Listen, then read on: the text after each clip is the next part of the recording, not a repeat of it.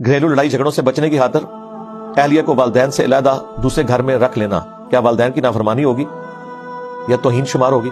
نہیں جی، والدین کی کیوں توہین شمار ہوئی ہے؟ مجھے یہ بتائیں، آپ شادی کے بعد جو آپ کی ساس ہے یعنی اس مرد کی، کیا اس کے کپڑے آپ دھو رہے ہیں؟ اس کی خدمت آپ کر رہے ہیں؟ تو آپ کی جو بیوی کی ساس ہے اس کی خدمت اس نے کیوں کرنی ہے؟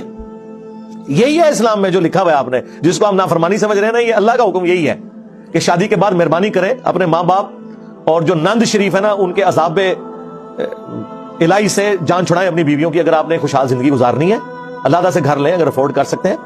آپ کے ماں باپ کی خدمت آپ کے اوپر ہے سرکار، آپ کی بیوی کے اوپر نہیں ہے۔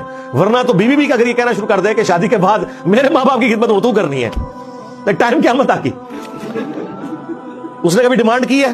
آج تک کوئی بیوی اٹھی ہے اس حوالے سے کہ بھئی چونکہ اب شادی ہوگی ہماری، آج کے بعد میرے ماں باپ تیرے سپورٹ اور تیرے ماں باپ میرے سپورٹ؟